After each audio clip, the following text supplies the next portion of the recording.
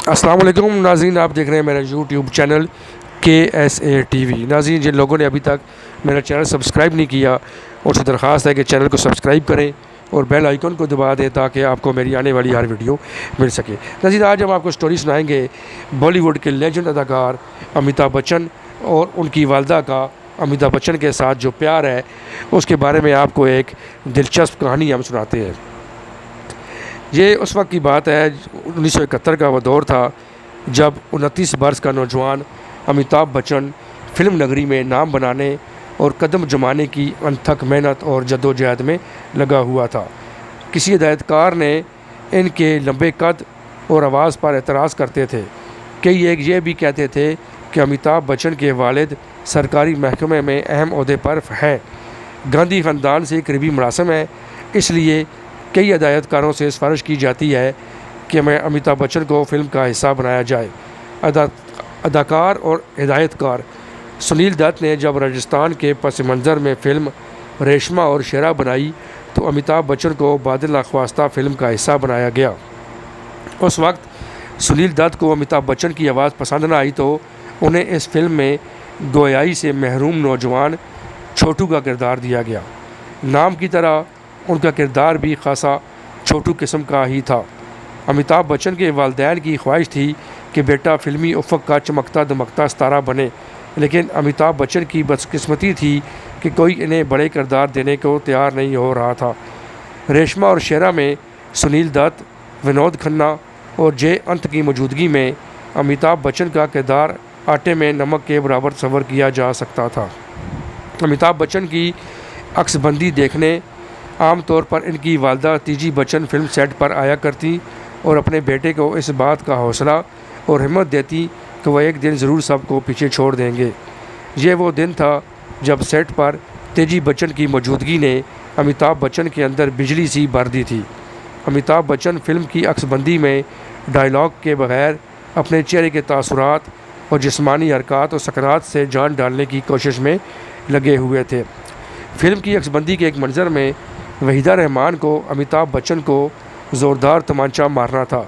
हिदायतकार सुनील दत्त ने वहीदा रहमान और अमिताभ बच्चन को यह मंजर समझाया और फिर कैमरे के अक़ब में जाने के लिए मुड़े।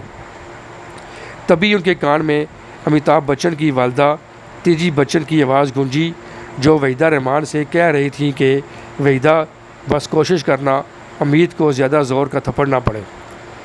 वहीदा रहमान ही नहीं, सुनील दत्त भी इस फरमाइश पर हैरान और परेशान रह गए। वहीदा रहमान ने सुनील दत्त की तरफ सवालिया निगाहों से देखा, जबकि अमिताभ बच्चन वालदा की इस बात पर थोड़े शर्मिंदा होकर निगाहें झुकाए बैठे थे। अमिताभ बच्चन की वालदा उस वक्त रिवायती माँ बन गई, जो उस फ़िक्र में हलकान हुए जा रही थी कि कहीं इनके बेटे को जनाटेदार तमाचा ना पड़ जाए। तेजी बच्चन आखिर अमिताभ बच्चन की वालिदा थी। लख्त जिगर को तकलीफ़ या दर्द ना हो, इसीलिए सब असूल और ज़वाबित एक तरफ रख कर उन्होंने वहीदा रहमान से यह इल्तिजा कर दी थी। उधर फिल्म के सेट पर मौजूद सबको यकीन था कि तीजी बच्चन के होते हुए फ़िल्म की मज़ीद अक्सबंदी नहीं हो पाएगी, क्योंकि रेशमा और शेरा के ये इख्तितामी मनाजिर थे।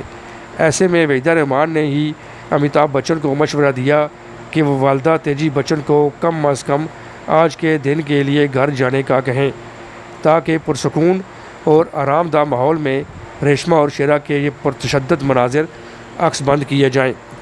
तेजी बच्चन को फ़िल्म के सेट से उस दिन दूर रखने में अमिताभ बच्चन ने अहम किरदार अदा किया, तभी मनाजिर मुकम्मल हो पाए। वहीदा रहमान ने मुतलका मंज़र में अमिताभ बच्चन को वाकई ज़ोर से तमाचा नहीं मारा, ये सोच कर कि जब कभी भी तेजी बच्चन ये फ़िल्म देखें तो उनका दिल ख़राब ना हो कि उनके लाडले बेटे को उनके मना करने के बावजूद इस कदर बेदर्दी से मारा गया। दिलचस्प बात यह है कि अमिताभ बच्चन के कैरियर की इब्तिदा में उनका कद और आवाज़ रुकावट बने, लेकिन बाद में यही उनकी पहचान भी बने। जबकि वहीदा रहमान पहले फ़िल्म कभी कभी में अमिताभ की हीरोइन बनी और फिर तरशोल में अमिताभ बच्चन की माँ के रूप में बड़ी स्क्रीन पर आईं, लेकिन वो अमिताभ बच्चन की वालदा की फरमाइश को कभी नहीं भूली। इसके बाद जब कभी भी तेजी बच्चन वहीदा रहमान से मिलती तो इंतहाई खंदा पेशानी के साथ मिलती, क्योंकि उन्होंने फ़िल्म के मंज़र में इनके बेटे को बेरहमी से तशद्दुद का निशाना नहीं बनाया था। मज़ीद अच्छी वीडियो देखने के लिए चैनल को सब्सक्राइब करें और बेल आइकन को दबा दें ताकि आपको हमारी आने वाली हर वीडियो मिल सके। बहुत शुक्रिया।